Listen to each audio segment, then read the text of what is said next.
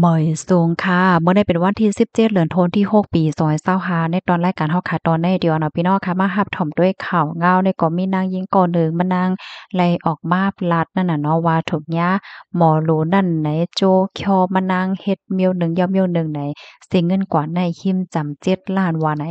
เมื่อวันที่16เดือนธันวาคมที่6ปี2525ค่ะก็มีนางหญิงก่อหนึ่งเขานี่ก็ไล่มาลัดว่าอ่อนนั้นในไล่กว่าฮู้จักหมอหลู2ก็ ชื่อห้องว่าอาจารย์อาเดียวและอาจารย์แม่วางค่ะโคจักหมอหลู2ก้อนในก็ย้อนเปว่าเมื่อเหลินทนที่5ปี2024ตีป่นมานั่นเลยกว่าเข้าโฮมปังไว้โคตีหนึ่งอันจัดเฮ็ดที่เมืองเกาะกรุงเทพหมอหลู2ก้อนในซ้ำเป็นก้นขับเครื่องจัดการปางอันนั่นเฮ็ดนั่นออสืบเนิ่นมาในเขาในก็ไล่ลาต่อกันและกับสืบติดต่อกันเสถึงที่พ่อโฮจักมืดกือจำใจกันไหลเจ้าในเนี่ยค่ะเมื่อพ้องที่ว่าฮู้จักมึดกือกันเหย้าไหนอันเป็นหมอหลูหมอต้วยนั่นค่ะนะก็โจมานางในเฮ็ดปางร้อยข้อร้อยเกี่ยวว่าย่อก็เฮ็ดปางหลูปานต้านปางต้านให้เป็นมังกลาว่าสังว่าเจิ้นนายค่ะสืบมาเนี่ยก็มีลองตักว่าดีเฮิรนสูนั่นมีลองอ้ามังกลามีหนหางเหมือนจังหนหางพีว่าหนอาเซียนคนโฮพีว่าอันเป็นเลขปันหน้าฟ้ากอมว่าหังว่าเฮ็ดจังไดมันดีนะกำนั้นแลสุรุไล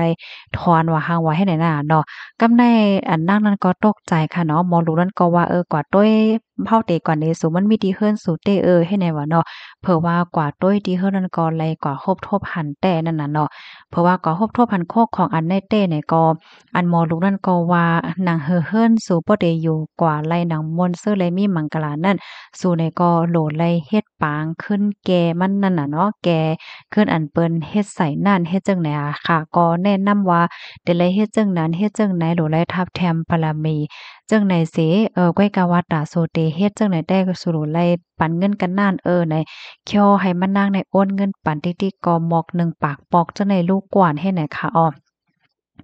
เขาก็ได้ลาดว่าเงินเจ้าไหนๆเด็กกว่าซื้อเครื่องใจโคตื้ออันมาเฮ็ดในปางว่าซังว่าเจ้าไหนเนี่ยเขาก็บ่ลาดหนานั่นน่ะเนาะปางเฮียนหลูต้านบางปางได้นะไล่ปันเงินถึง700,000เจ้าไหนลูกกวนเลยค่ะเพราะว่ามานะพมตั้งแสงตั้งหมดอันมานั่งไล่ปันก่อนได้ก็ได้แม่นเงินอยู่คิมจำ7,000,000ว่าเฮ็ดจังได๋ค่ะตั้งแต่โคจักตั้งหมอโล2ก็ได้ไหนหมอโลในก็โจมานั่งเฮียนหลูเฮียนต้าน มิ้วหนึ่งเหย้ามิ้วหนึ่งปางหนึ่งเหย้าปางหนึ่งเฮ็ดไหนก้อยกะว่าเปซะว่าแฮ่นโหลแฮ่นต้านว่าถอนก่อนอันริมลักว่าร้อยคอร้อยเกี่ยวเฮ็ดหลายสำหลายเปิงเซ็งเงินกว่าตั้งนำก็จัดปานมานางนั้นตึกเป็นเหมือนเก่าก้อยไหนเนาะมีหังแหลกลายมาไหนก้อยเงินมานางได้ก็เซ็งกว่าเฮ็ดนั่นติ๊กๆเฮ็ดจังไหนนะกับในมานางก็มีลองแปลกใจค่ะเนาะมันก็วนมานั่นขนาดเนาะว่ามันนางได้ถูกญาติหลอกคือสังเฮอเฮ็ดไหนค่ะเนาะ ลื่นสุดในขณะมันนางก็บ่นะมันนางถุงญาติแหลนเหย้าในเสแลมันไหนก็จังไรกว่าเติงลาติภูมิพลพรเขาไหนคะเฮียก็นอกเหนือเสียเนี่ยยังทบหันว่าคนที่อันเนี้ยถูกหลอกจากหนังมันนางเนี่ยก็มีหมอก5ถึง6ก่อจังไหนมีป้าหมอยาจังไหนลูกกว่านเฮ็ดจังไหนคะนะบางก็เปิ้นก็กว่าเติงลาดว่าหังว่าเฮ็ดไหนเฮแล้วก็มีลองปั่นเงินขึ้นไหลเงินมากขึ้นเฮ็ดจังไหนก็มีน่ะค่ะ เพราะว่ามันนางก็มั่นใจแล้วเนาะมันนางย่าหยอกเนี่ยมันก็กว่าตึงลาตีโฮงปะเลพระขนงให้แน่นะจะเมื่อเหลือนทนที่2ตีป่นมาก้วยกะว่ามีลองคืบหน้าสังในเฮแลมันนางเนี่ยก็จังแลกว่ากับสืบดีเพกสายไม่ต้องรอดเปิดตายย้อนตั้งจอยเทียมเสหนังหือโพใจายก็ได้ค่ะเนาะป้อเตโพใจายใจหมอหลูก็ได้ซัมป้อเตจังถูกย่ากดทัดว่าย่อก็มาตรัดแตดอ่า ถ้าถามเฮียก็เอาตั้งพิษกว่าเนี่ยเอาตั้งพิษกว่าเฮ็ดจังได๋เลยเฮ็ดนั่นก็มันนางก็มีเยิงอ่านแค่ให้เป็นตอนสอนตอนดาก้นตั้งนำตั้งหลายว่าเมื่อว่ามีก้นมาจู้ติเฮ็ดอันนั้นอันใดเนี่ยก็ให้ไลมีสติให้ไลสตินำนังเฮอเตถูกย้ายหยอกแหลนนั่นเฮ็ดจังได๋ค่ะอ้อเกี่ยวกับไปลองในค่ะตั้งฝ่ายจอยเทียมค่ะเนาะเขาในก็ได้กับสารตั้งโคงปะเลยแขวก็ได้หาข้อมูลสักเสหลักฐานมันเสได้จ้อมหาโต อันเป็นหมอรู้ได้ค่ะเนาะมาทัดถามลองตั้งไล่โหย่อยย่ำมันเหเด็กขับเครื่องกว่าจำหนังปักเปิงหมายมีวานเมืองมีนั่นว่าเฮ็ดไหนคะ อันนี้เป็นตอนหนึ่งค่ะนะข้าวย่ำสืบมาค่ะตั้งฝ่ายมอรูมอต้วยนั่นแหละเขาก็ไล่ออกมาลาดค่ะเนาะลองตั้งในฝ่ายเขานั่นค่ะเนาะเขาได้ก็ออกมาลาดว่า ตั้งฝ่ายผู้สื่อข่าวเนาะก็แหลกกว่าโฮบทบข่าวค่ะเขาก็ยอมรับว่าเขาเป็นหมอรู้แต่ปยก็เมื่อแต่มันในค่ะนะเป็นหมอรู้ในก็มีกวนมาโต้ยมาหังก็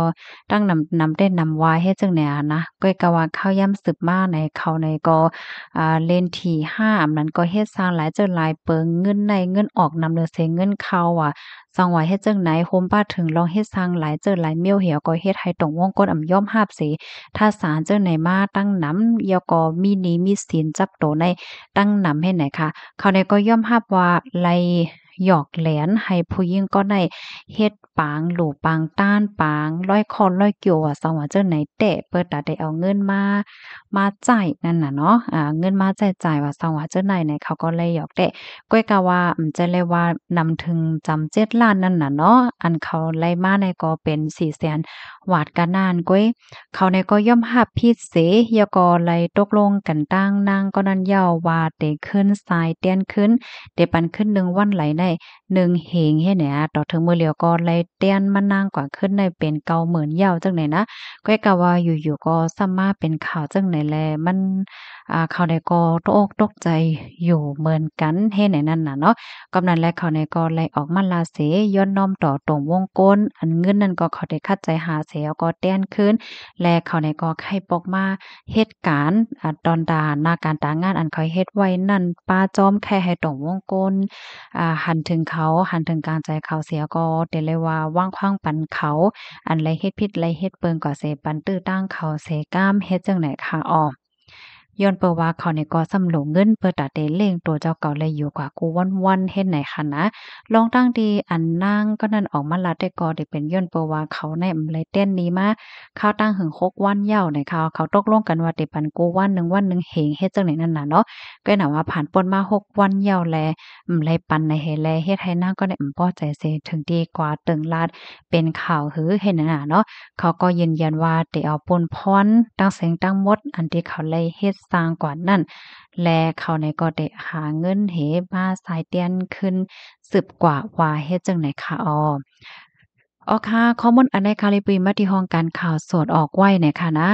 ข่าวเงาอันใดก็พี่น้องค่ะมันก็ได้หันถึงว่าเป็นตอนสอนตั้งน้ำให้เนาะนั่นเนาะค่ะบางป้อบางไรในการที่เฮาคายุ่มมาหางว่าเนี่ยก็โหลดไหลสติป้าค่ะเนาะอย่าไปให้มันป่นติป่นเหรียญมันหนาเพราะว่ามาเกี่ยวกับเลยลองเงินต้องว่าซังว่าเจอไหนยาวเฮ็ดไหนน่ะเนาะเปิ้นโจ้เฮ็ดอันนั้นอันไหนเตแลเซ็งเงินเซ็งต้องเนี่ยก็ให้ไลอ้วนด้วยดีหลีน่ะเนาะว่ามันใจอยู่ห่ามันกึ่งอยู่ห่าเฮ็ดจังเนี่ยเนาะ แถวแลเพราะว่าเฮาคามาถ่อมด้วยตั้งอันเป็นผู้ฮู้ผู้หันเขาเปิ้นลาได้ก็เพราะว่าเฮาค้าไข่หันเกี่ยวจะตาเฮาค้ามื้อนาได้เป็นหืออำนั้นก็กำจะมาเฮาค้าได้เป็นหืออันว่านั้นเฮาหล่นไหลด้วยลายเฮ็ดแลลองวนสร้างเฮาค้าในวันเหมือนในแลเนี่ยนะเนาะเพราะว่าเฮาค้าเฮ็ดจังหือก็เฮาก็ตื่นเต้นและเฮ็ดจังนั้นยาวเฮ็ดไหนค่ะอ๋อยินจมกูก็ค่ะย้อนให้อยู่หลีกินหวานในรอดเพศกันค่ะอ๋อมอยสูงค่ะ